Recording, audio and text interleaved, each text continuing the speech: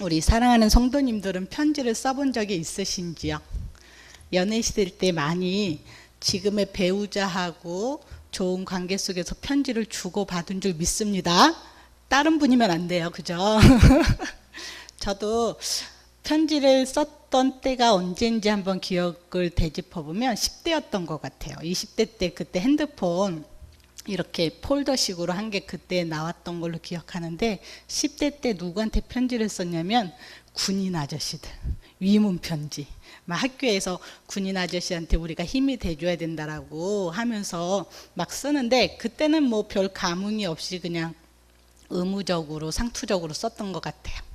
우리나라를 지켜주신 너무도 고마운 군인 아저씨께 이런 식으로 썼던 것을 기억을 합니다. 제가 왜 편지를 이야기를 하냐면 오늘 우리가 읽은 베드로 전서가 편지 형식으로 기록된 말씀이기 때문입니다. 신약성경 총 27권이죠. 27권의 구조를 보면 복음서, 역사서, 서신서, 계시록 이렇게 구조가 나누어질 수 있는데 서신서의 형식은 다 편지 형식으로 쓰여 있어요.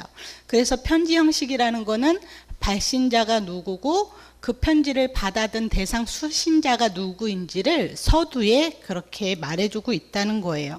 오늘 이 1장 1절에도 편지 형식, 그와 같은 형식으로 기록됨을 알 수가 있는데 예수 그리스도의 사도 베드로는 이라고 표현하면서 이 편지를 쓴 저자가 누군지, 이 편지를 쓴 발신자가 누구인지를 밝히고 있어요.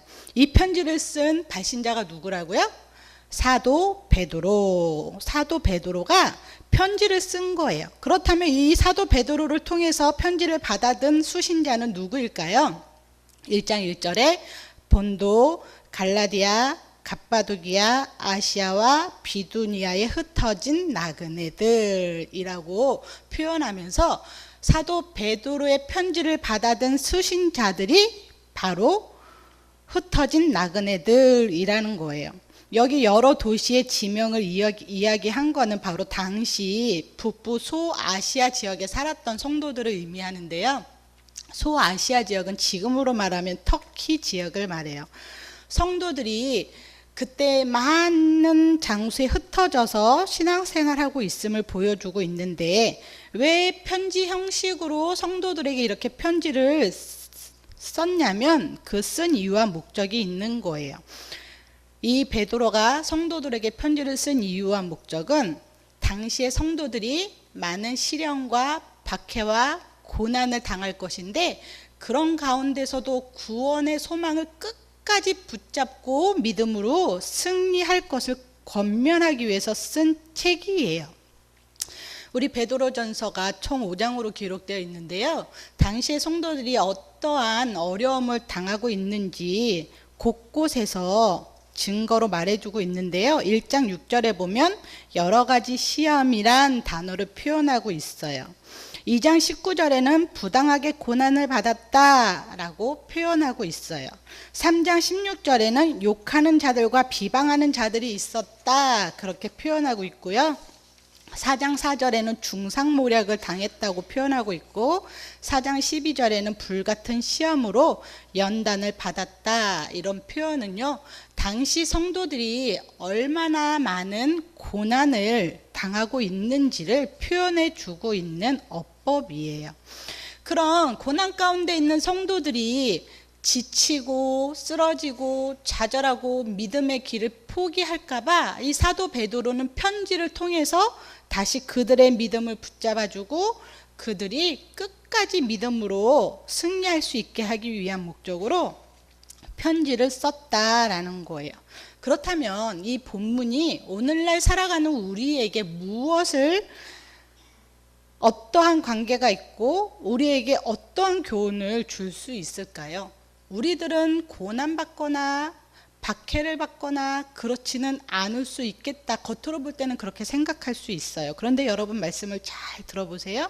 오늘 먼저 이 본문에서 저는 두 가지 교훈을 생각해 보았는데요. 첫 번째 교훈은 우리 1장 1절 후반절에 이렇게 표현하고 있어요. 그 성도들을 향해서 표현하기를 흩어진 나그네라고 표현하고 있어요.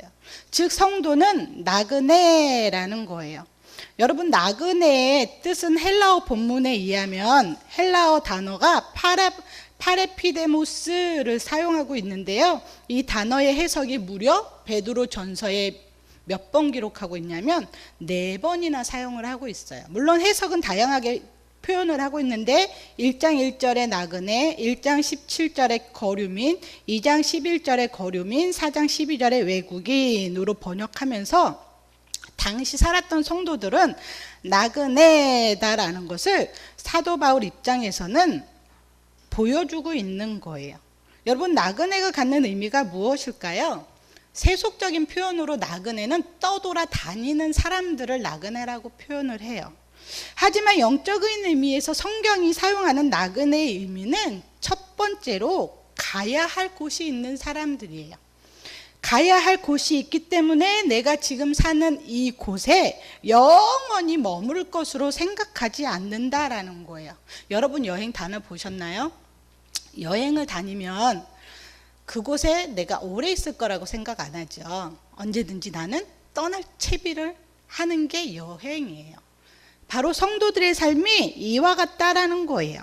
성도들의 삶은 나그네이기 때문에 이 땅에서 영원히 머물지 않기 때문에 나는 언제든지 주님이 부르시면 떠날 준비를 하고 살아가는 자들이 나그네라는 거예요. 두 번째로 나그네의 의미는 영원히 머무를 곳이 있는 사람이 나그네예요. 성경에서 말하는. 그렇죠. 성도가 어디에서 영원히 머무를 수 있을까요? 성도는 아름다운 천국에서 영원히 머무를 상대가 성도들이에요. 베드로는 삼위 하나님에 의해서 창조되고 선택된 성도들을 나그네라고 부르고 있는 거예요. 여러분, 초대교회 기록에 의하면 초대교회에도 이렇게 교부들이 편지를 보낼 때 교회 별칭을 사용했는데 그게 뭐냐면 나그네였어요. 그래서 1세기 말 2세기 이렇게 초의 초대교회 편지들의 인사말에 의하면 교회를 나그네로 분명하게 각인시키는 말들이 있는데요. 폴리캅과 장로들은 빌립보에서 나그네로 살고 있는 하나님의 교회에게 이런 문헌도 발견할 수가 있습니다. 그렇다면 나그네의 특징은 무엇일까요? 나그네의 특징은 바로 세상 사람들과 사는 방식이 다른 게 나그네의 특징이에요. 왜냐하면 하늘나라의 방식과 세상의 방식의 가치관이 다르기 때문이에요. 그 영어 성경 NIV에도 이 나그네 베드로전서 1장 1절에서 나그네로 번역된 이 단어를 영어는 스트레인저로 기록하고 있는데 스트레인저 뜻은 이상한, 낯선이란 뜻을 가지고 있어요. 다시 말해 성도는 세상 사람들이 볼 때 이상해야 되는 거예요. 세상 사람들이 성도의 삶을 볼 때 낯설어야 되는 거예요. 반면 성도들은 세상 사람들과 지내는 것이 낯설어야 돼요.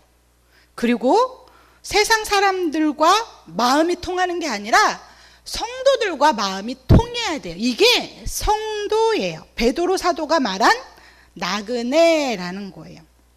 그렇다면 여러분, 한번 우리 자신을 한번 비춰봐요. 나의 삶이 과연 세상 사람들이 볼 때 낯설까, 이상할까? 아니면 나는 성도들과 지내는 게 더 편한지, 아니면 세상 사람들과 지내는 게 더 편한지, 이거를 뒤돌아볼 때 내가 성도로서의 삶을 살고 있는지 아니면 성도로서의 삶을 살지 못하고 있는지 기준이 될 수가 있는 거예요. 두 번째로 나그네의 특징은 이 세상이 불편하고 힘들어요. 왜냐하면 세상에서 영원히 살 것이 아니기 때문이에요. 여러분, 이 세상이 사는 것이 행복하고 편하고 좋다고 느낀다면 그거는 우리의 신앙을 점검해 봐야 해요. 참 성도는 믿음으로 사는 길이 결코 쉬운 길이 아니라고 성경에서 말해주고 있는 것처럼 이 세상은 불편한 거예요. 그래서 초대교회 성도들의 삶은 보면 세상에서 너무너무 불편했어요. 그래서 성경에서 표현된 단어가 고난, 시련, 박해, 환난이라고 표현하는 거예요. 여러분은 세상에서 사는 게 불편한가요? 편한가요? 불편해야 정상이에요.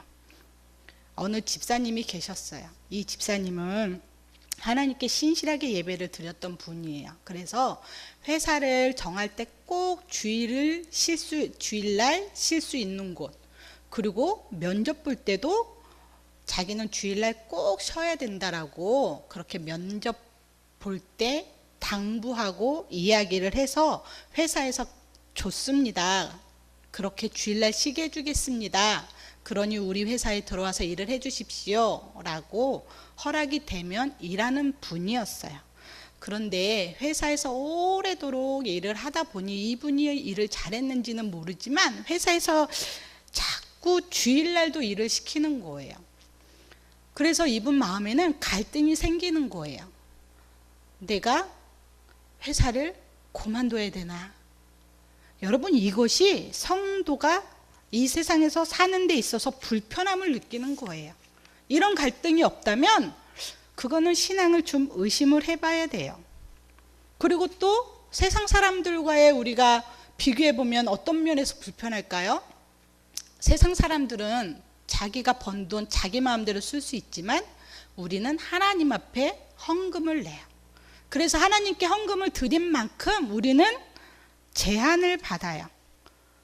헌금을 드리는 거 많이 드리고 적게 드리고가 아니라 당연히 나의 구원자 되신 이 하나님의 은혜가 감사해서 하나님 앞에 11조를 드린다든지 감사헌금을 드린다든지 또는 좀 여유가 있으면 주변을 돌아보서 어려운 사람들을 도와준다든지 성경금을 한다든지 이렇게 하나님 앞에 헌금을 드림으로 인해서 삶이 윤택하지도 못하고 세상 사람들에 비해서 풍요롭지도 못해요. 불편함을 겪는 거예요. 왜 이뿐이겠어요? 회사에서 똑같이 일을 하고 너무나 피곤하고 쉬고 싶은데 누구는 봉사를 해야 돼요. 누구는 하나님을 위해서 헌신을 해야 돼요.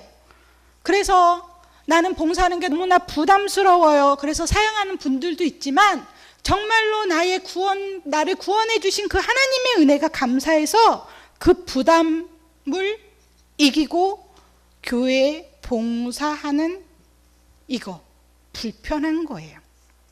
여러분, 성도는 이와 같이 이 세상에서 사는 것이 불편한 거예요.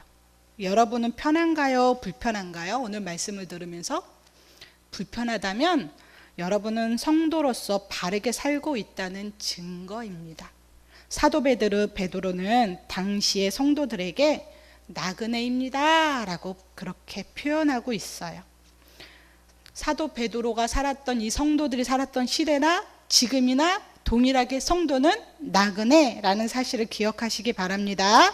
두 번째로 오늘 본문이 우리에게 주는 교훈은 성도는 받은 은혜로 살아야 한다입니다. 여러분, 베드로 우리 한번 2장 같이 읽어볼까요? 시작! 2절 베드로전서 1장 2절 한번 읽어보겠습니다.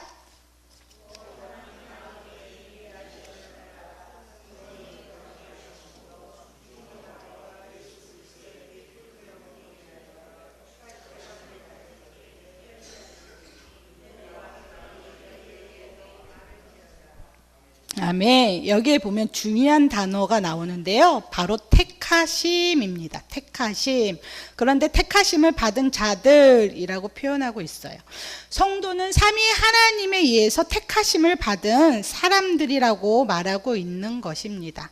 이것은 구약에 이스라엘을 가리킬 때 사용되던 말인데요. 신명기 7장 6절에는 너는 여호와 내 하나님의 성민이라. 내 하나님 여호와께서 지상 만민 중에서 너를 자기 기업의 백성으로 택하셨나니 라고 표현하고 있고, 베드로전서 2장 9절에도 너희는 택하신 족속이요 라고 말하면서 성도들은 하나님에 의해서 선택되었다, 택하심을 받았다, 그렇게 표현을 하고 있는 거예요. 여러분, 성경에서 말하는 구원은 어떻게 받을 수 있을까요? 받는다라고 할 때 마치 구원은 내가 쟁취하는 것처럼, 내가 무언가를 해서 받을 수 있는 것처럼 그렇게 뉘앙스가 느껴지잖아요. 그런데 성경에서 말하는 구원은요, 우리의 행위로 인해서 받는 게 아니고요, 전적인 하나님의 주권, 주권에 의해서 하나님이 지명해서 하나님이 선택해서 되어진 일이에요. 하나님께서 우리를 선택해 주지 않았다면 그 누구도 구원받을 수가 없는 거예요. 그러므로 우리가 나는 예수님을 믿습니다 라고 고백할 수 있었던 것도요, 하나님이 나를 선택해 주셨기 때문이고 하나님이 나를 선택해 주셨기 때문에 내가 믿음을 가질 수 있는 것입니다. 이것을 가리켜 성경은 하나님의 은혜라고 말하고 있어요. 은혜의 뜻은 받을 자격이 없는 자에게 주어진 하나님의 호의, 친절, 선물 여러 가지로 해석할 수가 있는데요, 은혜의 특징은 자격이 없는 자에게 주어졌다라는 거예요. 여러분 생각해 보세요. 우리가 하나님께 구원받을 만한 자격이 있을까요? 없을까요? 자격이 없어요. 왜요? 우리는 죄인이기 때문이에요. 죄인은 결코 스스로 하나님 앞에 나아갈 수 없는 존재예요. 죄인은 스스로 아무리 발버둥 쳐도 하나님을 아버지라 부를 수 없는 존재예요. 그런데 하나님이 우리를 불쌍히 여겨주셔서 오직 하나님의 속성 안에 있는 그 사랑 때문에 우리를 선택해 주시고 우리를 불러주시고 우리를 구원받을 수 있게끔 우리 안에 믿음을 주신 거예요. 그래서 에베소서 2장 8절에는 이렇게 기록하고 있어요. 너희는 그 은혜에 의하여 믿음으로 말미암아 구원을 받았으니 이것은 너희에게서 난 것이 아니요 하나님의 선물이라.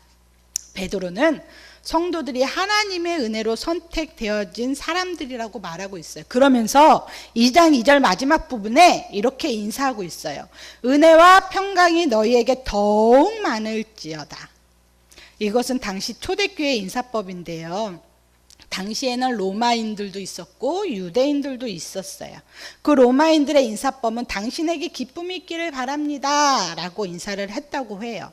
그리고 유대인들은 우리가 알다시피 샬롬, 당신에게 평강이 있기를 바랍니다 이렇게 인사를 하였다고 해요. 그런데 사도 베드로는 이런 인사법이 아닌 은혜 먼저 이야기를 하고 있는 거예요. 왜 은혜를 먼저 사용하고 있을까요? 은혜가 없으면 기쁨도 없고 평강도 없기 때문이에요. 여러분, 은혜하면 어떠한 생각을 하시나요? 우리 교회에서 무슨 일을 할 때 분쟁이나 다툼이 없었으면 좋겠다는 의미에서 우리 은혜대로 해 이렇게 이야기를 하잖아요. 성경에서 말하는 은혜는요, 하나님께서 인간들에게 베풀어 준 것을 말해요.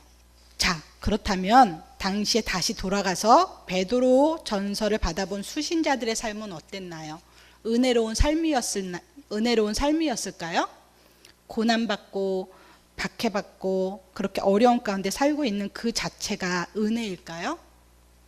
놀랍게도 성경에는요, 그것조차 은혜다라고 말해주고 있는 거예요. 그것조차, 너희가 고난받는 그 가운데 있는 것조차 하나님의 은혜다 말해주고 있어요. 왜요? 고난받는 그 가운데 하나님이 함께해 주시기 때문에, 하나님이 그들을 선택하고 그들을 구원해 주시기 때문에. 그래서 사도 베드로는 그들에게 은혜와 평강이 있을지어다 그렇게 말해주고 있는 거예요. 여러분, 우리는 이 말씀을 통해서 성도는 어떠한 삶을 살아가야 되는지를 알 수 있어요. 성도는 은혜 받은 자이기 때문에 은혜로 살아야 해요. 은혜 받은 자이기 때문에 은혜 받는 자답게 살아야 해요. 오늘날 은혜는 받았는데 은혜 받는 자답게 사는 모습이 없어요. 아니면 반면에 은혜 받기 위해서, 구원 받기 위해서 뭔가 내가 해야 된다라고 생각하며 살아가는 두 종류의 성도들이 있어요. 우리는 어떤가요? 성경에서 말하는 구원은 하나님의 은혜에 의해서 되어진 거예요. 하나님의 은혜를 받았다는 이 사실을 전적으로 깨닫는 사람은요, 그 은혜에 감격하며 감사하며 그 은혜 때문에 살아갈 수밖에 없는 거예요. 사랑하는 성도 여러분, 혹시 하나님의 은혜를 잊어버리고 있지는 않은지요? 하나님의 은혜 없이 우리는 이 세상에서 살아갈 수 있다라고 생각하고 있지는 않는지요? 말씀을 맺겠습니다. 오늘 베드로전서 1장 2절을 통해 우리가 알 수 있는 두 가지를 생각해 보았어요. 성도는 나그네다. 성도는 은혜로 살아가야 된다. 라는 것을 말해주고 있습니다. 우리 이 세상을 살아갈 때 아무리 힘들고 어려워도 우리는 나그네이기 때문에 구원의 소망을 가지고 살아가야 된다는 사실을 꼭 붙잡고 살아가는 성도들 되기를 바랍니다. 그리고 우리는 은혜 받은 자예요. 이 구원은 하나님께서 선택하셨기 때문에 결코 변치 않고 우리는 구원에서 떨어질 일이 없어요. 왜요? 진실하시고 약속을 이루시는 하나님의 어명이기 때문이에요. 이렇게 정말로 구원받을 수 없는 자격을 가진 우리들, 그럼에도 불구하고 나를 살리시기 위해 이 땅에 예수 그리스도를 보내주시고 예수 그리스도가 나의 죄 대신에 십자가에서 다 담당하셔서 그 예수님을 믿는 믿음으로 우리는 구원받을 수 있게 되었다는 이 사실, 이 은혜 결단코 잊어서는 안 됩니다. 이 은혜 때문에 우리는 충성해야 되고, 이 은혜 때문에 하나님을 예배해야 되고, 이 은혜 때문에 우리는 하나님을 찬양해야 되고, 이 은혜 때문에 우리는 오늘도 하나님 앞에 기도해야 되는 것입니다. 사랑하는 성도 여러분, 이 은혜를 결단코 잊지 않고 살아가는 성도들 되기를 바랍니다. 우리 이 시간에 말씀을 기억하면서 우리 먼저 우리 자신과 또 우리 교회 성도들, 우리 교회를 위해서 기도를 하겠습니다.